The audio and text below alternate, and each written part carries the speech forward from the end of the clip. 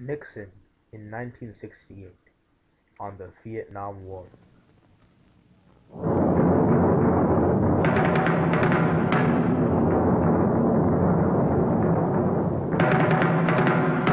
Never has so much military, economic, and diplomatic power been used so ineffectively as in Vietnam.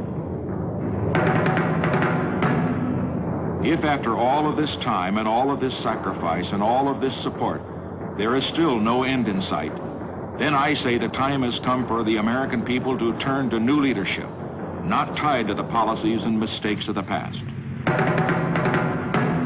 I pledge to you, we shall have an honorable end to the war in Vietnam.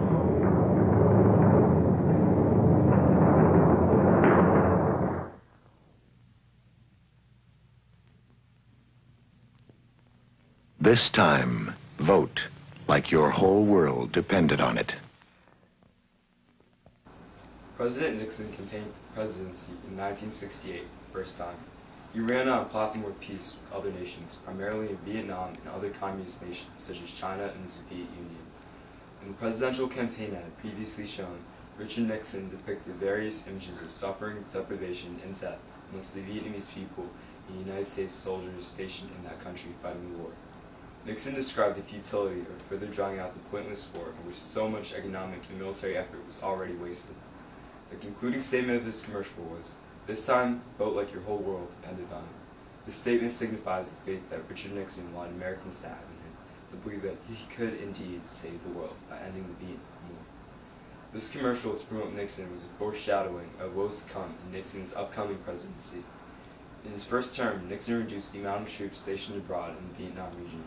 However, he considerably escalated the mode of battle by extensively bombing North Vietnamese, Laotian, and Cambodian soldiers, as well as non-militant civilians, causing much pain and suffering not too different from what he showed in his 1968 presidential campaign ad. And Nixon finally terminated the Vietnam War after much negotiation and hesitation during his second term in 1973.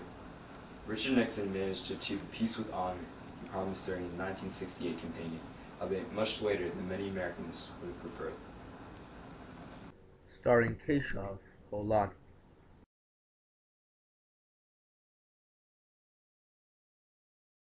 The Nixon shock. We must protect the position of the American dollar as a pillar of monetary stability around the world. The strength of a nation's currency is based on the strength of that nation's economy.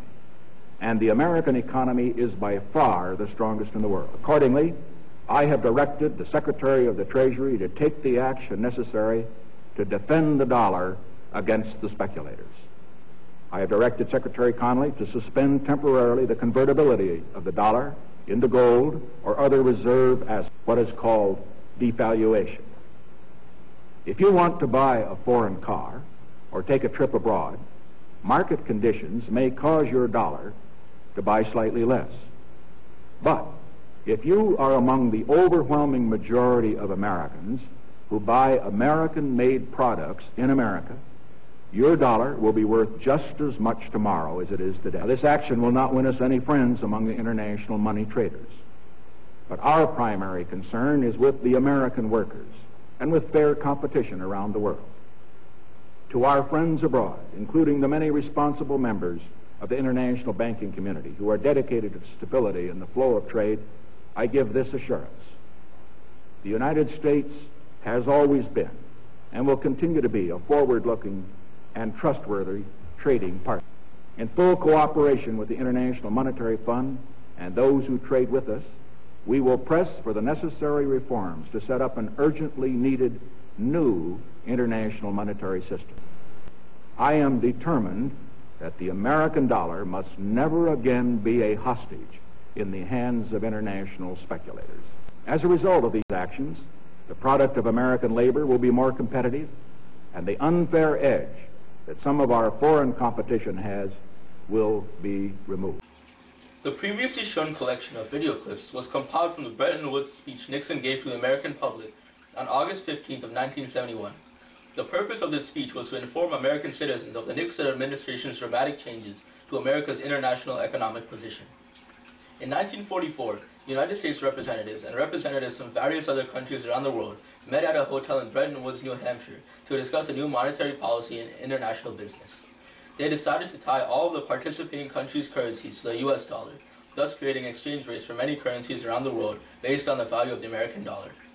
The dollar, in turn, was chosen to be backed by the gold standard at about $35 to 1 ounce of gold. They also created the International Monetary Fund and the International Bank for Reconstruction and Development as financial aid tools for struggling nations, which were backed for the most part by American funds. In 1971, the value of assets around the world increased by about 10%. America lost about $22 billion worth of assets, causing a successive devaluation of the dollar. Countries such as West Germany, France, and Switzerland demanded gold in exchange for the US dollars, and then eventually left the Bretton Woods system. Finally, Nixon decided to make the United States currency independent from the Bretton Woods system as well, to save the American economy from further devaluation and to cease redeeming foreign stores of US dollars for gold. He announced Executive Order 11615. He basically described in his speech how he decided to withdraw the United States from the Bretton Woods monetary system, thereby making the US dollar a fiat currency, one that derives its value from the government. The dollar was removed from the gold standard and no longer had a specific set value as before. This action was undertaken without notification of many higher officials and before the public was notified, and therefore was dubbed the Nixon shock. It caused the independence of the American dollar, but it also negatively affected many of the other currencies that were still tied to it. They became floating currencies that were not backed by anything, and much of their value was lost. The Nixon shock was one of Richard Nixon's most important contributions to America's economy. Starring Arpan Chakrabarti.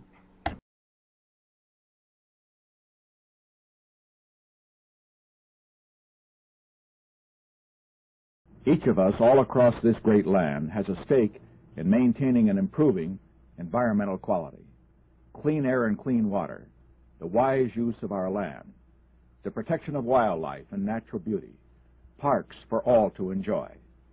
These are part of the birthright of every American. To guarantee that birthright, we must act, and act decisively. It is literally now or never. During the past 3 years, we have made a good start. We have passed new laws to protect the environment, and we have mobilized the power of public concern. But there is much yet to be done. 18 of the major environmental proposals which I put forward a year ago have still not received final action by the Congress. I repeat today my urgent request for congressional action on this much-needed legislation. And I am also presenting a number of new proposals. The environmental agenda now before the Congress includes laws to deal with water pollution, pesticide hazards, ocean dumping, excessive noise, careless land development, and many other environmental problems. These problems will not stand still for politics or for partisanship. They demand to be met now. By meeting them now, we can make 1972 the best year ever for environmental progress. The time has come for man to make his peace with nature. Let us renew our commitment. Let us redouble our effort. The quality of our life on this good land is a cause to unite all Americans. 100 million people in the Arab countries, many of whom have considered us their enemy for nearly 20 years, now look on us as their friends. We must continue to build on that friendship so that peace can settle at last over the Middle East, and so that the cradle of civilization will not become its grave. Together with the Soviet Union, we have made the crucial breakthroughs that have begun the process of limiting nuclear arms. But we must set as our goal not just limiting, but reducing and finally destroying these terrible weapons so that they cannot destroy civilization, and so that the threat of nuclear war will no longer hang over the world and the people. We have opened a new relation with the Soviet Union. We must continue to develop and expand that new relationship.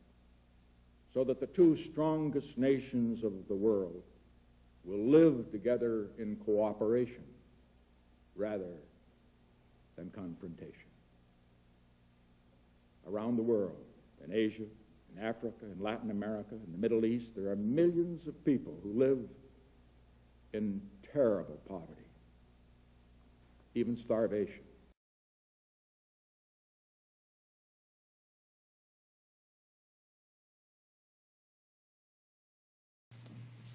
You are here to say goodbye to us, and we don't have a good word for it in English. The best is au revoir. We'll see you again. Had a little quote in the speech last night from T.R. And this quote is about a young man. He was a young lawyer in New York. He'd married a beautiful girl, and they had a lovely daughter. And then suddenly, she died. And this is what he wrote.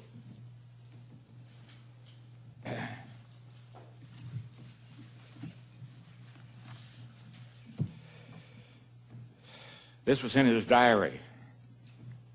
He said, "She was beautiful in face and form, and lovelier still in spirit. As a flower she grew, and as a fair young flower she died. And when my heart's dearest died, the light went from my life forever."